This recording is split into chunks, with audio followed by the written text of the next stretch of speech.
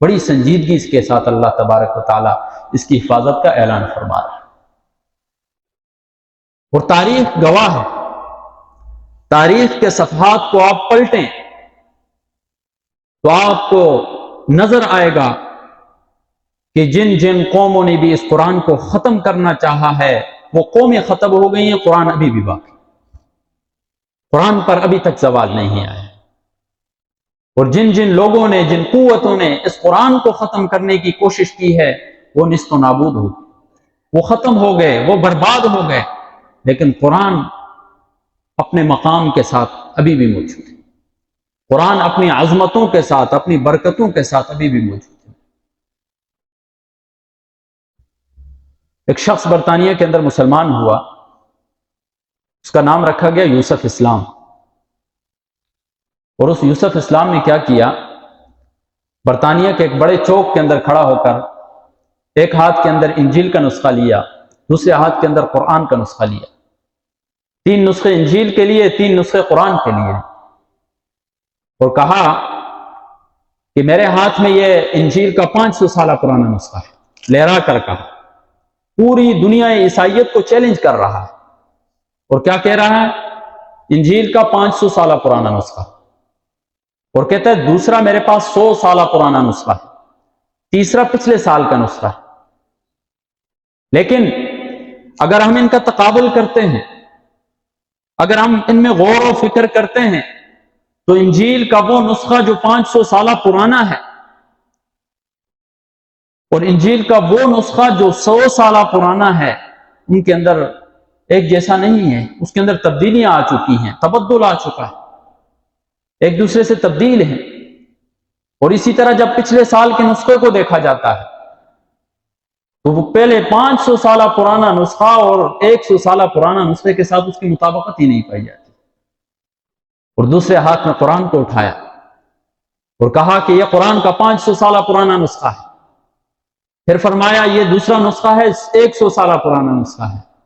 پھر فرمایا یہ پچھلے سال کی پرنٹنگ ہے۔ لیکن جب ہم دیکھتے ہیں کہ قرآن کا 500 سالہ پہلا نسخہ، پھر 100 سالہ پرانا نسخہ، پھر پچھلے سال والا نسخہ، ایک حرف کیا کسی زبر زیر کی بھی تبدیلی نہیں ہے اس کے اندر، اور قرآن کو ہاتھ میں اٹھا کر کہتا ہے کہ قرآن کے اتنے سالوں کے نسخوں کو دیکھ کر اس میں تبدیلی نہیں ہے، بلکہ 500 سالہ کیا 1400 سالہ پہلے بھی اگر قرآن جو تھا آج بھی وہی قرآن ہے۔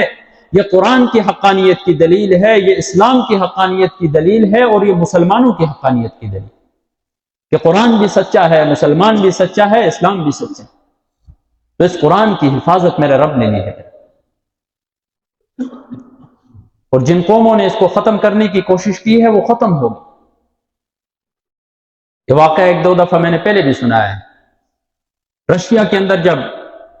سوشلزم کا دور آیا اور حکومت وقت نے یہ فیصلہ کیا کہ قرآن پر پابندی لگائی جائے، مسلمان پر پابندی لگائی جائے، اسلام پر پابندی لگائی جائے،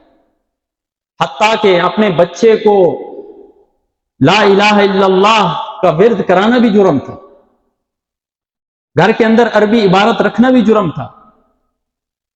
70 سال تک یہ دور رہا، قرآن پر پابندی، اسلام پر پابندی، مسلمان پر پابندی۔ لیکن جب 70 سال گزرتے ہیں، ریاستیں آزاد ہوتی ہیں، علماء کرام جمع ہوتے ہیں اور کہتے ہیں کہ ہمارے مسلمان تو نام کے مسلمان ہیں،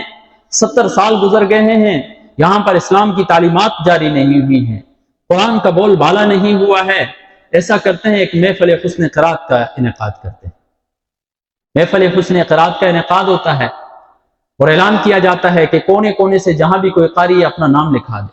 علماء کرام کی یہ سوچ تھی 100 ہوں گے، 110 قاری ہوں گے زیادہ سے زیادہ۔ جب نام لکھائے گئے اور اسٹیج سیکرٹری اسٹیج پر آتا ہے، ایک اعلان کرتا ہے اور دنیا کو حیران کر دیتا ہے۔ اعلان کیا کرتا ہے؟ کہتا ہے کہ ہمیں تو امید تھی کہ 100 یا 110 قاری ہوں گے، حفاظ ہوں گے، لیکن ہمارے پاس جو ابھی نام آ چکے ہیں وہ 8000 سے زیادہ ہو چکے ہیں۔ اتنی پابندی کے باوجود بھی قرآن کا اتنا بول بالا ہوا۔ تو اس وقت انہوں نے قرآن کی کیسے تعلیم جاری رکھی؟ مسجدوں میں تو پابندی تھی، مدرسوں پر تو پابندی تھی، کسان بن گیا کوئی، ٹریکٹر چلا رہا ہے، 7 شاگرد کو بٹھایا قرآن کی تعلیم دے رہا، درزی بن گیا ہے، شاگردوں کو بٹھایا، لوگ سمجھ رہے ہیں انہیں درزی بنا رہا ہے، وہ قرآن کا حافظ بنا رہا تھا۔ 70 سال تک انہوں نے اس جدوجہد کے ساتھ قرآن کی تعلیم کو جاری رکھا، اور یہ قرآن کا معجزہ ہے کہ قرآن کبھی ختم نہیں ہوتا۔